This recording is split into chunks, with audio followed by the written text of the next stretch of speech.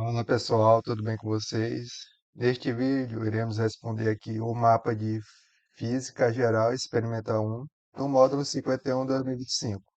Mas antes de eu iniciar aqui a resolução desse mapa, pessoal, queria pedir a vocês que deixem um like no vídeo. Se por acaso ele ajudou vocês de alguma maneira, né? Eu acredito que vai ajudar.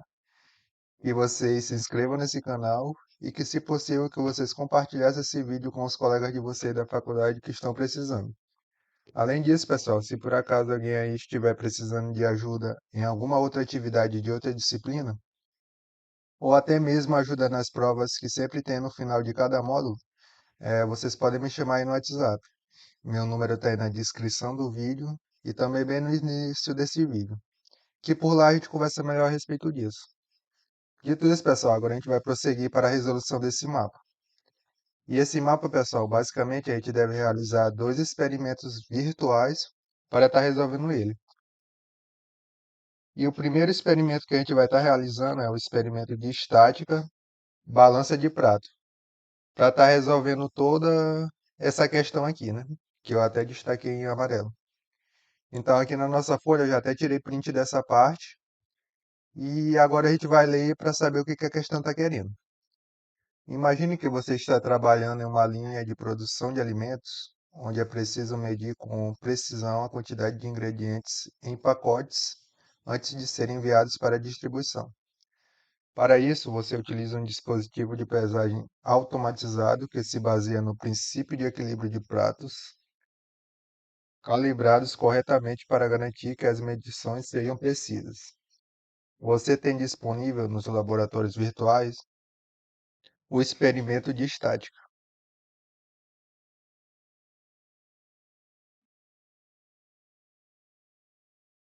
Experimento de estática, a balança de pratos.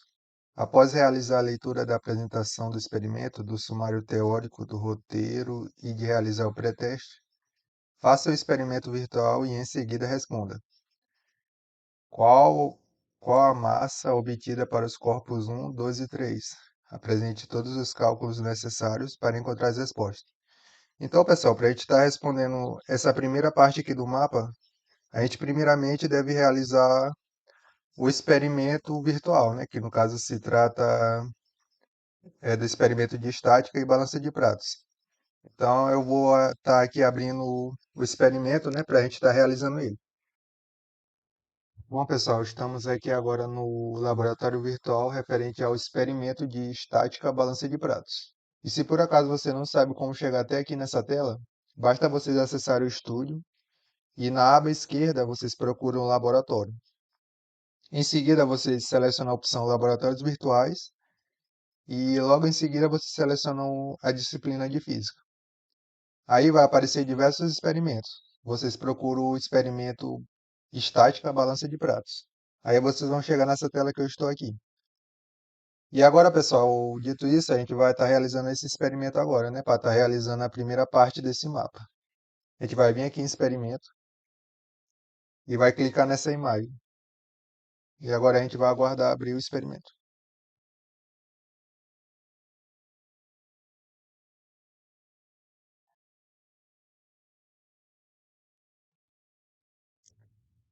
Bom, pessoal, a primeira vez que eu abri esse experimento, ele estava todo em inglês.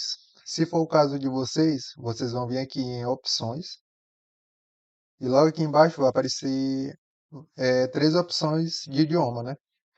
Eu acredito que todo mundo aqui é brasileiro, né? Então vocês escolhem a opção português. E em seguida vocês vêm retornar. E esse experimento aqui, pessoal, basicamente funciona da seguinte maneira. A gente vai estar escolhendo um peso aqui, né? E ao escolher esse peso, ele vai diretamente aqui para o prato da balança. E ao colocar o peso no prato, a gente vai estar ajustando aqui a posição do contrapeso, de modo que essa balança ela fique em equilíbrio. Então, basicamente é isso que a gente vai fazer aqui nesse experimento. Então, a gente vai escolher um peso primeiramente. Eu vou começar aqui do menor para o maior. No caso, o menor é esse. A gente vai clicar com o botão esquerdo no peso e ele já vai lá diretamente para o prato da balança. A gente vai vir aqui em frontal. E como eu tinha dito, a gente vai encontrar uma posição aqui desse contrapeso, de modo que a balança ela fique em equilíbrio. Então a gente vai fazer isso. A gente vai clicar com o botão esquerdo no contrapeso e segurar. E aqui a gente vai ajustar a posição dele, até que a balança fique em equilíbrio.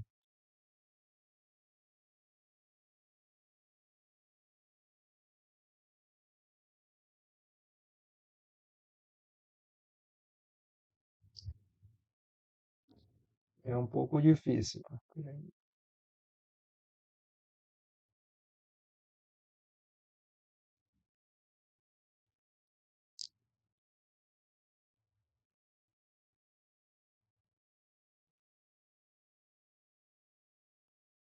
Pronto.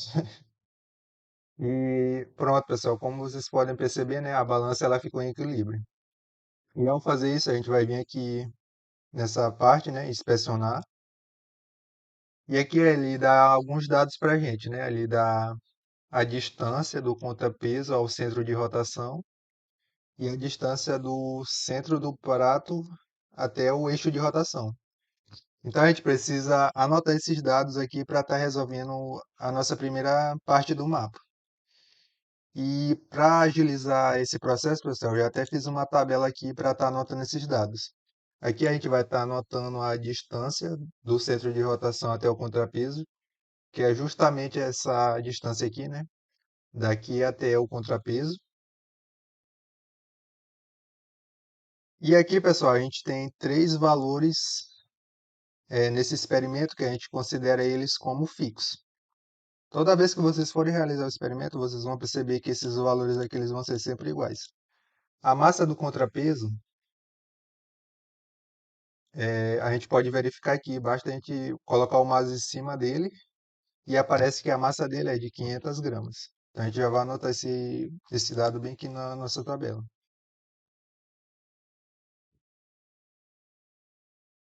E para a gente determinar a massa do prato, a gente vai fazer a mesma coisa com o contrapeso. A gente vai colocar o mouse em cima do prato e vai aparecer as informações, né? A massa do prato é igual a 200.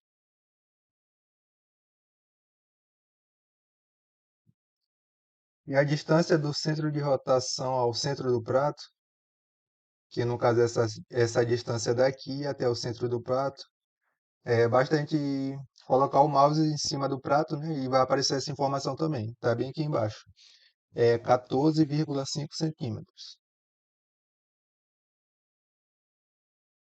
14,5.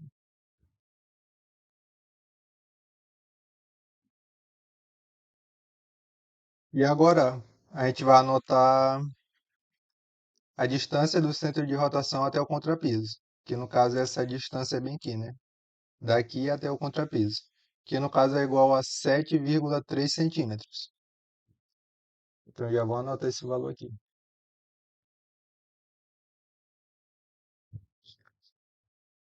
E agora, pessoal, a gente vai repetir o mesmo raciocínio para o corpo de prova 2, 3 e 4. E esses valores aqui, como eu falei, né, são fixos. Não vai mudar em hipótese alguma.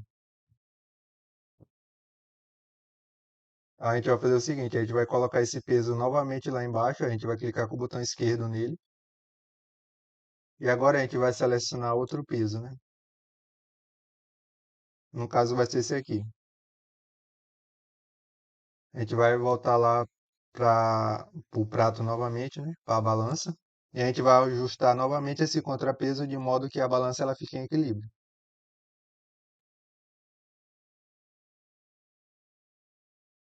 Pronto. A gente vai vir inspecionar para saber a distância, né, do centro de rotação até o contrapeso, que nesse caso aqui é 7,8. Então a gente vai anotar aqui também. 7,8.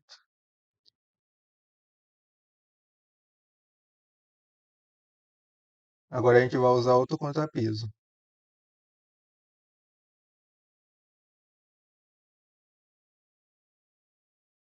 que no caso vai ser esse bem aqui.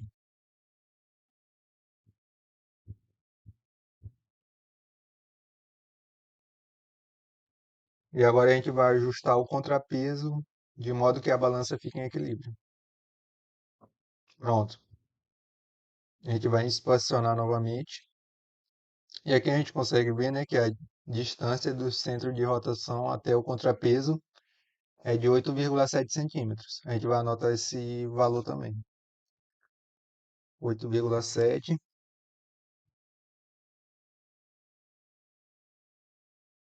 E por fim a gente vai verificar agora o último peso, que é o maior de todos.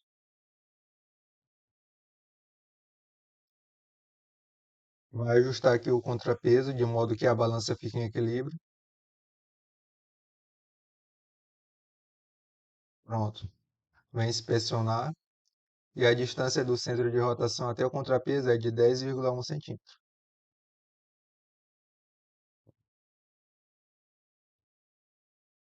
Pronto, pessoal. Isso aqui seria o experimento, né? Agora a gente vai prosseguir, né, para os cálculos para estar determinando a massa do corpo 1, do corpo 2, do corpo 3 e do corpo 4. Bom, pessoal, para finalizar aqui a nossa primeira etapa do mapa, né? Agora a gente vai estar obtendo a massa de cada corpo de prova. Mas antes disso, pessoal, é interessante a gente estar colocando os dados que a gente obteve no experimento que a gente acabou de realizar. E eu já até adiantei isso, né, para o vídeo não ficar muito longo. Eu falo aqui, né, que por meio da realização do experimento, podemos concluir que a massa do contrapeso, a massa do prato e a distância do centro de rotação ao centro do prato são valores fixos, conforme eu tinha dito anteriormente. E logo em seguida eu falo o valor de cada variável. Além disso, pessoal, eu anexei aqui aquela tabela, né, que tem os dados referentes à distância do centro de rotação até o contrapeso, para cada corpo de prova utilizado. E a partir dessas informações aqui, pessoal, a gente consegue determinar a massa de cada corpo de prova. E aqui, pessoal, eu fiz um desenho, né, que ficou bem parecido, né, com a balança que a gente acabou de ver no experimento. E aqui, pessoal, aqui a gente tem uma massa M1, que está a uma certa distância do centro de rotação da balança, que eu chamei de X. E aqui a gente tem uma massa M2, que está a uma certa distância Y do centro de rotação dessa balança. E para que essa balança ela fique em equilíbrio, pessoal, basicamente o produto da massa M1, o produto da massa M1 da massa vezes distância na esquerda, né? O produto da massa vezes distância da esquerda, ela deve ser igual ao produto da massa vezes a distância na direita. E essa distância, pessoal, se trata da distância do peso até o centro de rotação da balança. E aqui embaixo eu já até coloquei essa fórmula, né? A massa M1 vezes a distância dessa massa até o centro de rotação da balança, ela deve ser igual a massa M2 vezes o produto da distância do centro de rotação da balança até a massa. E essa fórmula aqui, pessoal, que a gente vai estar utilizando para estar calculando a massa de cada corpo de prova.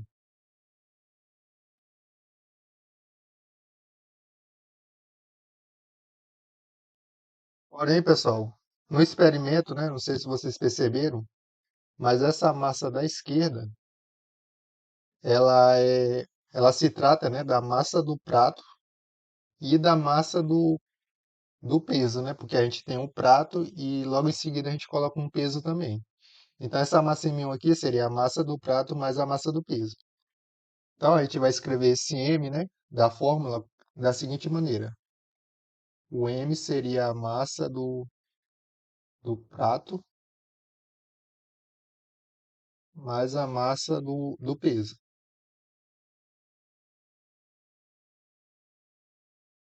A gente vai colocar isso aqui em parênteses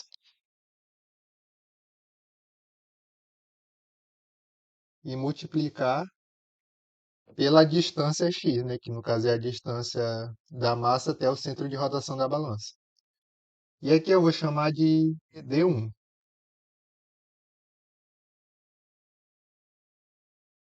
E esse produto deve ser igual a essa massa, né, que no caso do experimento é a massa do contrapeso. Então eu vou escrever M e embaixo eu vou escrever contrapeso.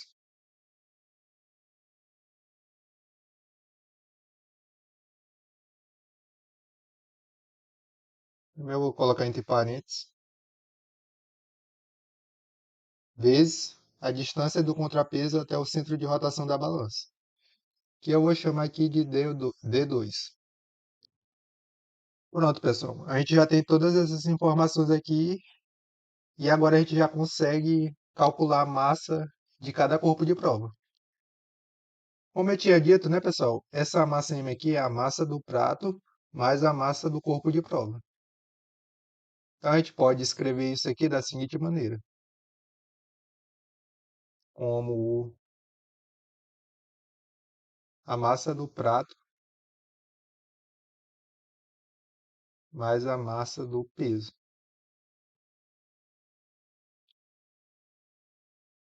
vezes a distância D1. Isso aqui a gente vai repetir, né?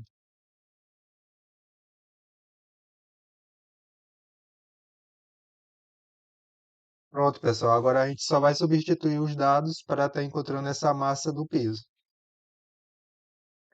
A massa do prato a gente sabe que é igual a 200 gramas. A gente vai escrever aqui 200 gramas. A massa do peso é o que a gente quer saber. Então a gente vai repetir. Massa do peso.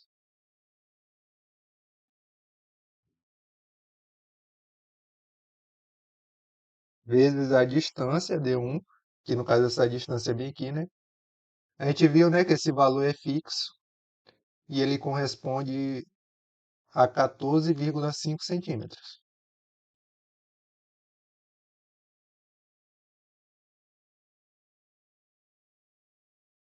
A massa do contrapeso também é outro valor fixo, que no caso é igual a 500 gramas, né? E aqui, pessoal, o que vai mudar mesmo é essa distância aqui, né? A distância D2. Em todas as situações, vocês perceberam, né, que quando a gente realizou o experimento, essa distância aqui ela variou. Então, essa fórmula aqui ela vai servir para todos os pesos, né? O que vai mudar mesmo de cada peso é somente esse valor bem aqui, né? A distância D2, que é referente a essa distância bem aqui, ó.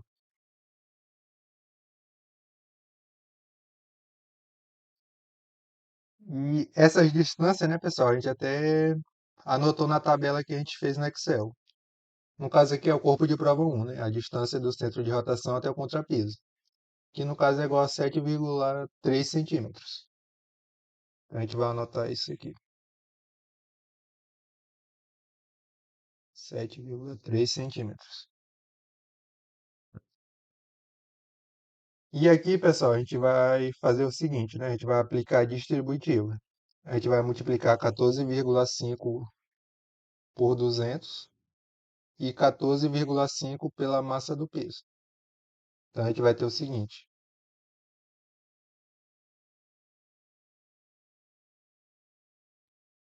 14,5 vezes 200. Isso aqui é igual a 2.900. Mais massa do peso vezes 14,5. Então, vai ficar o seguinte: 14,5 vezes a massa do peso. Isso aqui vai ser igual a 500 vezes 7,3.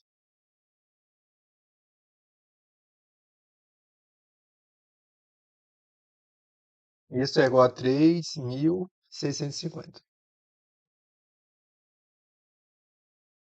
A gente vai passar 2.900 para o outro lado da igualdade subtraindo. E a gente vai ter o seguinte. A gente vai repetir isso aqui.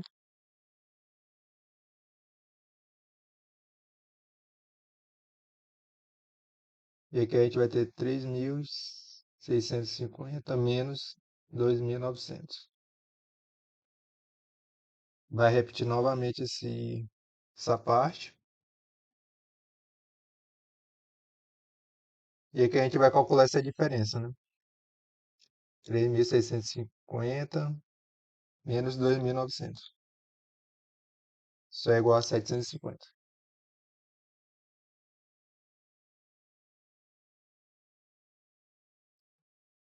E agora, pessoal, a gente vai passar esse 14,5 para o outro lado da igualdade dividindo. Então, a gente vai ter o seguinte: o M peso, né, que é a massa do peso,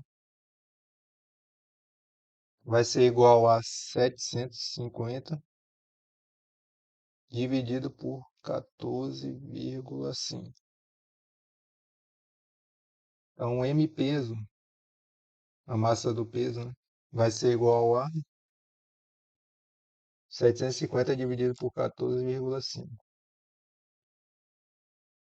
Isso, pessoal, é igual a 51,72.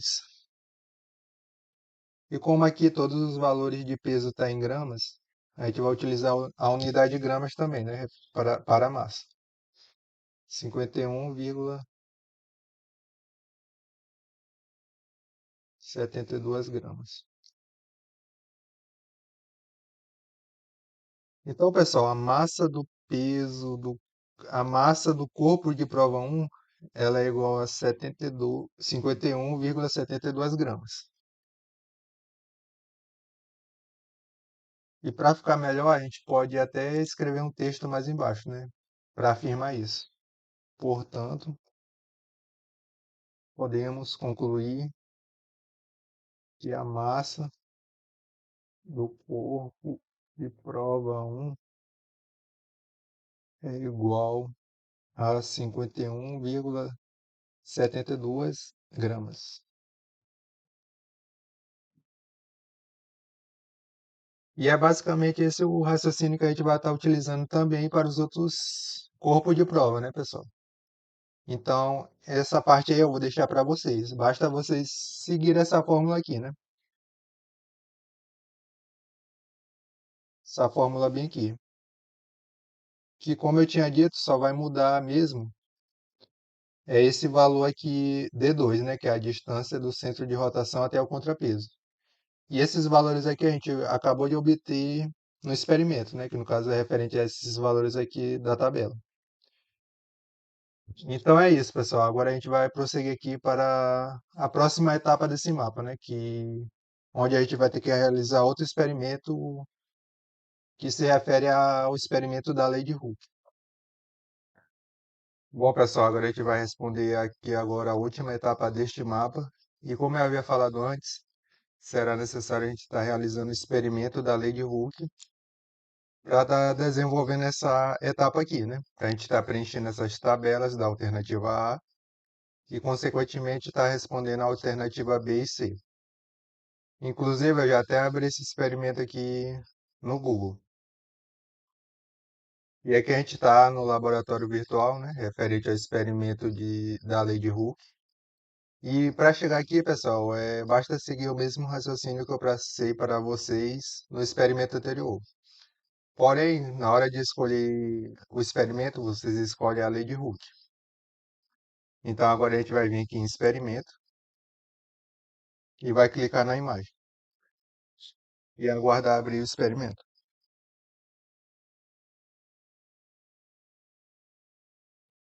Aqui a gente vai selecionar a lei de Hooke.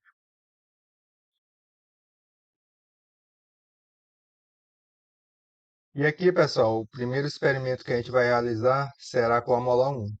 Então, a gente vai preencher primeiramente essa primeira tabela, né, referente à mola 1. Inclusive, essa tabela eu já até fiz ela no Excel para agilizar aqui o vídeo. Então, agora a gente só vai coletar os dados nesse experimento e está preenchendo a tabela. Aqui a gente tem três molas, a mola 1, a mola 2 e a mola 3. A gente vai clicar com o botão direito na mola 3 e selecionar essa opção. Agora a gente vai colocar o gancho na mola. Vai clicar o suporte, na verdade. Vai clicar com o botão direito em cima dele e selecionar essa opção. E por fim a gente vai colocar o gancho.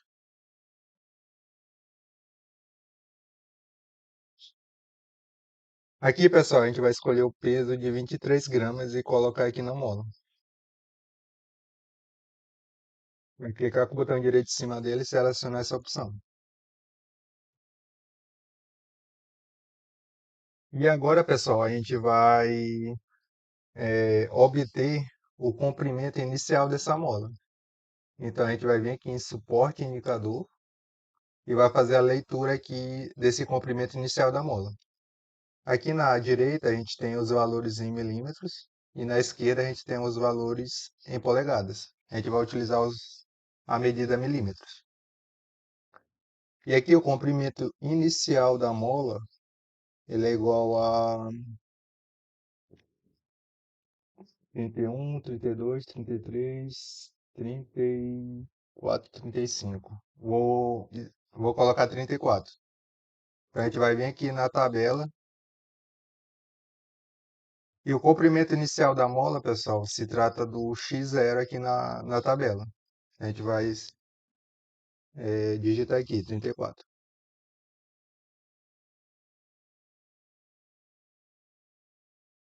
Agora, pessoal, a gente vai adicionar uma massa nesse gancho. E as quatro aqui, elas possuem o mesmo valor de massa, que é de 50 quilogramas. 50 gramas, na verdade. Então, a gente vai escolher qualquer uma dessas. Vou escolher essa e colocar no gancho. Então, pessoal, eu adicionei, né, 50 gramas aqui, né? Então, isso aqui seria a massa adicionada, que no caso é igual a 50 gramas. Porém, a tabela pede esse valor em quilogramas. E para transformar de gramas para quilogramas, basta a gente dividir por 1000. Então, eu vou pegar esse valor de gramas e dividir por 1000. Opa, esqueci de colocar o igual, né? Igual 50 dividido por 1000. Então, 50 gramas equivale a 0,05 quilogramas. E aqui, pessoal, ao adicionar essa massa, a mola ela passa a ter um novo comprimento. E esse novo comprimento se trata do comprimento final da mola, que no caso seria o xn aqui na tabela. Então a gente vai fazer a leitura desse comprimento agora. E ele é exatamente igual a 51 milímetros. Então a gente vai vir aqui na tabela e digitar 51 bem aqui, que é o comprimento final dessa mola. Agora, pessoal, a gente já consegue calcular esse ΔX. O que seria esse ΔX? Seria a variação do comprimento da mola. E como se trata de uma variação, basta a gente pegar o valor final e subtrair do valor inicial. Aqui o valor final se trata do comprimento final da mola, que é 51. Já o valor inicial é o comprimento inicial da mola. Então a gente vai fazer a diferença entre esses dois valores. Então vou digitar igual, vou abrir parênteses, vou selecionar o comprimento final, menos o comprimento inicial. Vou fechar parênteses. Se vocês perceberem, pessoal, a tabela ela quer essa variação de comprimento em metro. Porém, as medidas aqui elas estão todas em milímetros. E para transformar de milímetro para metro, basta a gente dividir por 1000.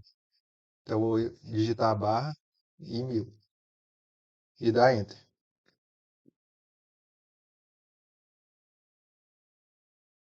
Aqui, pessoal, eu vou travar a cédula vermelha, que no caso é o 34. O comprimento inicial da mola ele vai ser sempre igual durante o experimento. Então, eu vou clicar aqui em F4 para travar essa cédula. Já a força, pessoal, que está atuando nessa mola, que está fazendo ela alongar, né? Se trata da força peso. E a força peso, ela é igual ao produto da massa vezes a gravidade. A massa a gente já tem. E a gravidade a gente já tem também. Então a gente consegue calcular essa força. Lembrando que a massa ela tem que estar em quilograma e a gravidade em metro por segundo ao quadrado. Então a gente já tem isso, né? Nas unidades corretas, essas variáveis. Então a gente vai digitar igual, selecionar o valor de massa e multiplicar pela gravidade. E aqui eu vou travar o valor da gravidade, porque ela vai ser também a mesma durante todo o experimento. Então eu vou clicar em F4 e dar Enter.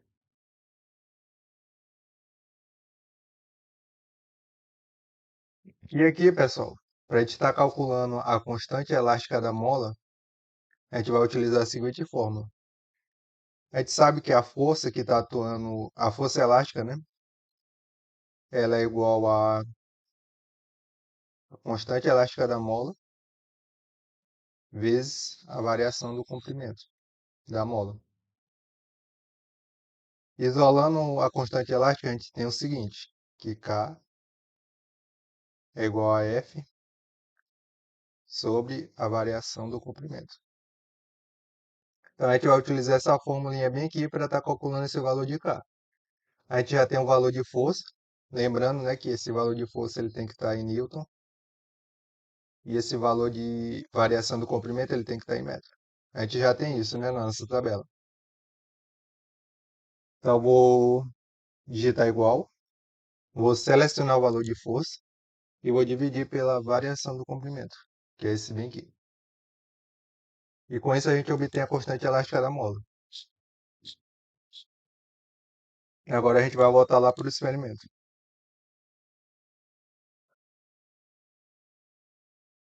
E agora, pessoal, a gente vai selecionar um outro peso para estar adicionando aqui no gancho. Vou selecionar esse aqui, que é de 50 gramas também. E ao fazer isso, eu já vou até anotar a massa adicionada. No caso aqui, pessoal, a gente já adicionou antes 50 gramas. E adicionamos agora mais 50 gramas. Então, a gente tem o seguinte,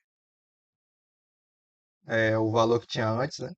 Mais o valor que a gente adiciona agora, que é 50 gramas ou 0,05 quilogramas. E ao adicionar novamente esse peso, a mola ela vai ter um novo comprimento final. E a gente vai verificar esse valor agora. Ele é igual a 65, 67, 67 milímetros. Então, vou anotar aqui, 67 milímetros. E aqui, pessoal, eu só vou arrastar a cédula, né? E automaticamente já calculou a variação do comprimento dessa mola. Aqui também eu só vou arrastar. E aqui também eu só vou arrastar a cédula. Então, a partir desse momento aqui, basta a gente calcular o xn, que todas as outras variáveis da tabela vão ser calculadas automaticamente. A gente vai adicionar outra massa de 50 quilogramas e a gente vai anotar isso. Vai ser igual ao valor que eu tinha antes, mais 0,05 quilogramas. A gente vai ver o comprimento final dessa mola agora, que é igual a 84. Vou anotar. Vou arrastar a cédula. Essa aqui também. E essa aqui também. Vou adicionar outro peso, né? Mais 50 quilogramas. Gramas, na verdade. Então, a massa adicionada vai ser o que eu tinha antes, mais 0,05 quilogramas. Agora eu vou verificar o comprimento final dessa mola, que é igual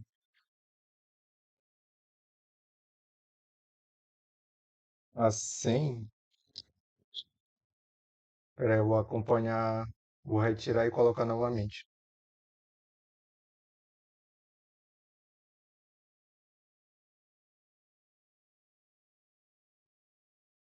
É aproximadamente 100 milímetros. Vou colocar 100 milímetros. Vou arrastar e vou arrastar aqui também. E agora, pessoal, só falta a gente calcular esse valor médio, né? que no caso é o valor médio da constante elástica da mola. E para a gente calcular essa constante elástica média, a gente vai utilizar uma fórmula do Excel, né? A gente vai digitar igual e escrever média. Média. Abrir parênteses, selecionar os valores, que são 4.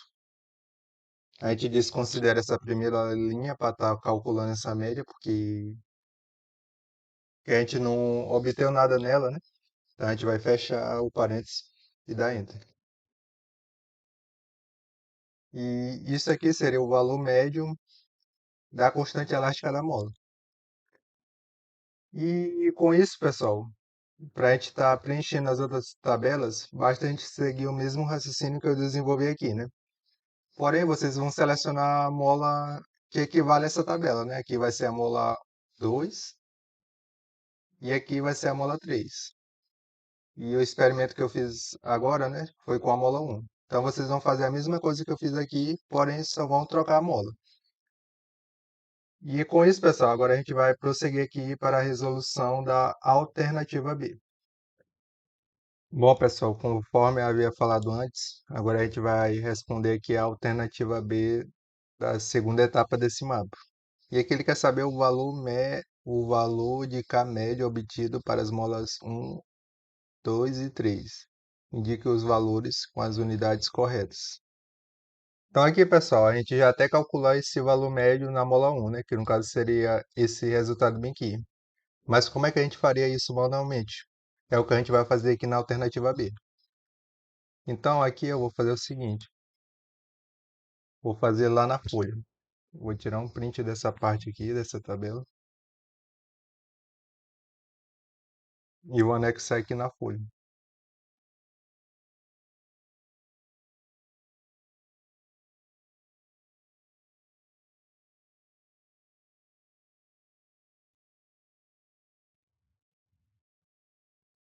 Alternativa B. Bom, pessoal, para a gente calcular esse valor de K médio, basta a gente utilizar o conceito de média, né? A gente vai somar todos os valores de K e dividir pela quantidade de valores. Então, o K médio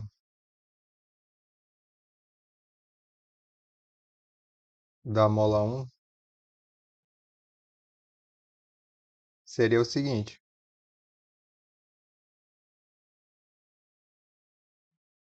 K médio seria igual à soma de todos esses valores de K. Inclusive, eu posso até escrever assim, né? O, o símbolo de somatório e colocar o K do lado, sobre a quantidade de valores que eu vou chamar de N. Esse K médio, ele é igual à soma, né, desses valores, 28,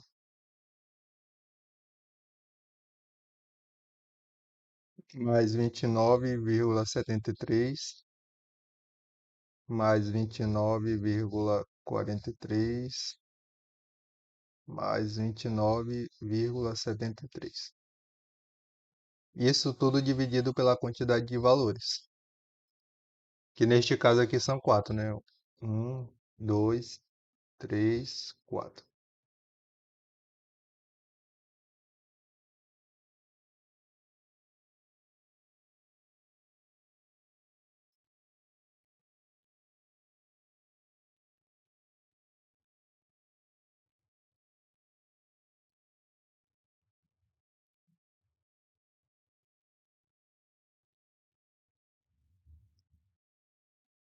Então, pessoal, essa continha aqui a gente vai fazer na calculadora. Então, a gente vai ter o seguinte: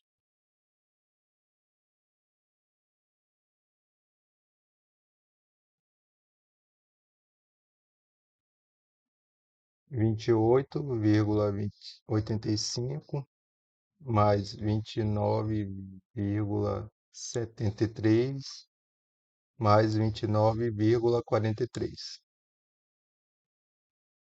mais 29,73. Isso aqui é igual a 117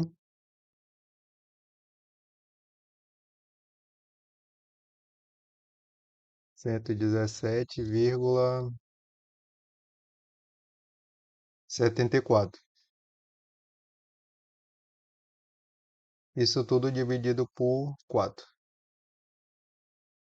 Então, o valor de K médio dessa mola, da mola um, vai ser igual a dividido por 4, dá 29,435. 29,43. Exatamente o que a gente calculou aqui no Excel, né? Os valores foram iguais. E qual seria a unidade de medida da constante elástica da mola, pessoal? Se vocês lembrarem, pessoal, para a gente calcular esse K da mola, né, a constante elástica, a gente utiliza a seguinte fórmula: o K ele é igual à força dividido pela variação do comprimento. A força ela está em Newton e, e a variação do comprimento está em metro. Então, a unidade de medida dessa constante elástica é Newton por metro. Então, a gente vai escrever aqui Newton por metro. Então, esse aqui é o valor da constante elástica da mola 1. O valor médio, né, da constante elástica da mola 1. E esse raciocínio aqui, pessoal, vocês vão utilizar para as outras molas também. Para a mola 2 e para a mola 3. E com isso a gente E essa parte aí, né, pessoal, eu vou deixar com vocês, né? Porque aqui no vídeo eu só vou fazer da mola 1 para o vídeo não ficar muito longo. Então agora, bom, pessoal, para finalizar aqui o vídeo, agora eu vou fazer aqui com vocês a alternativa C. E ele pede para a gente estar fazendo o gráfico de força versus ΔX, que no caso é a variação do comprimento ou deformação, com os dados obtidos das três molas. E por fim ele pede para a gente estar comparando essas inclinações da reta de cada mola. Então, para a gente estar fazendo esse gráfico, eu vou estar utilizando aqui o Excel. E para fazer o gráfico é bem simples. Basta a gente vir aqui em inserir, selecionar essa opção e selecionar essa outra aqui, de dispersão.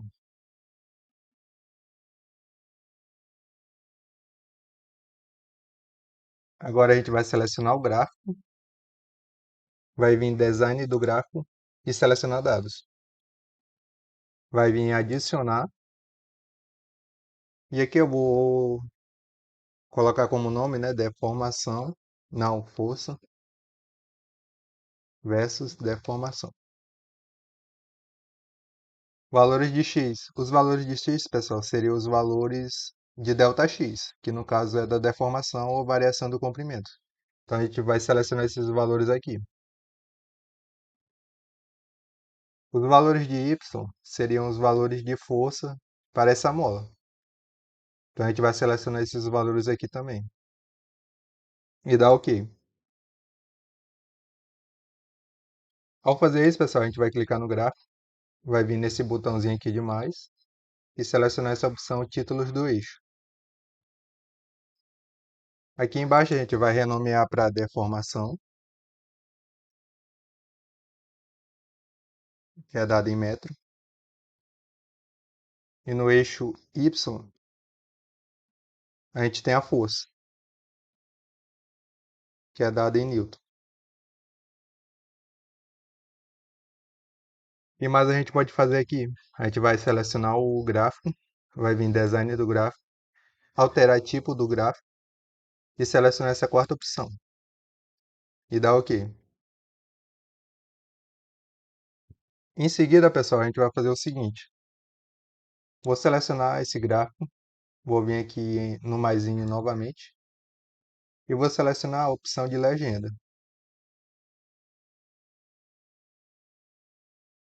Aqui percebam que na legenda, né? Vou aumentar esse gráfico mais um pouquinho. Ele chamou essa reta em azul, né, que no caso seria a reta da mola 1, de força versus deformação.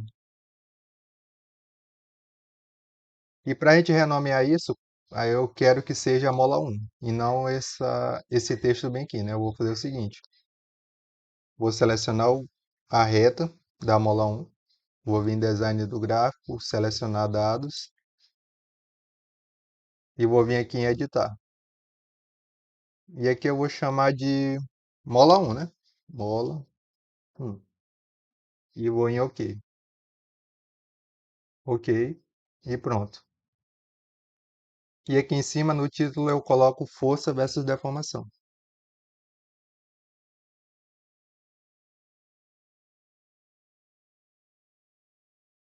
E pronto, pessoal. Isso aqui seria o gráfico da força versus deformação da mola 1. Porém, vocês vão ter que fazer os outros gráficos da mola 2 e da mola 3. E para fazer isso, basta vocês seguirem o que eu fiz aqui, né? Vocês vão selecionar o gráfico, vão em design do gráfico, selecionar dados, e aqui vocês vão vir em adicionar e digitar mola 1, mola 2, selecionar os valores de x, que é os valores de deformação da mola 2, e em y vocês vão selecionar os valores de força da mola 2 e vão dar OK. Aqui, logo em seguida vai aparecer aqui o gráfico da mola 2. E o da mola 3 é o mesmo raciocínio. Vocês vão vir adicionar, vão digitar mola 3, selecionar os valores de x que seriam da deformação da mola 3 na tabela, né? E logo em seguida você seleciona os valores de y, que se trata dos valores de força da mola 3. E logo em seguida dá Enter, que vai aparecer aqui também o gráfico. Tudo no mesmo gráfico que vai aparecer as três retas. E vocês vão logo em seguida vir em OK. E aí vai aparecer as três retas, né, de cada módulo. E com isso vocês conseguem fazer comparações, né? A mola que tiver mais inclinada, inclusive, pessoal, até fiz esse gráfico aqui, né? De um experimento que eu já realizei anteriormente. E foi isso aqui que eu obtive para as três molas. Aqui a gente tem a mola 1, aqui a gente tem a mola 2 e aqui a gente tem a mola 3, conforme a legenda está mostrando aqui. E aqui a gente tem as inclinações, né? A gente consegue perceber que a mola 1 ela tem a menor inclinação dentre as três, enquanto que a mola 2 ela tem a maior inclinação dentre as três também. E a inclinação indica para a gente, pessoal, o valor da constante elástica da mola. Quanto maior for essa inclinação, maior será essa constante elástica. Então, sabendo disso, a gente consegue concluir o seguinte, que a mola 1, dentre as três, ela possui a menor constante elástica.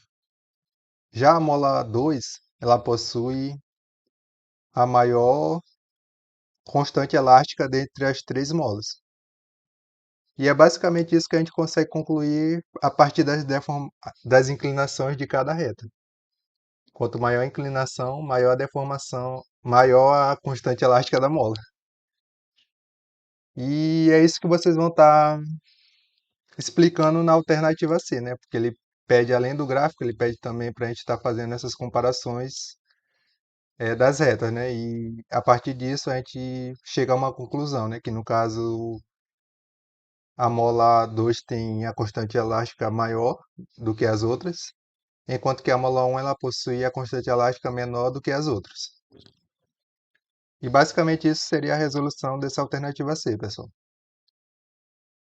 Bom, pessoal, então eu espero que esse vídeo tenha ajudado vocês de alguma maneira. Se por acaso tiver dúvidas, vocês podem deixar aí nos comentários do vídeo, que quando eu tiver um tempo eu vou estar respondendo cada um. Então é isso e até a próxima.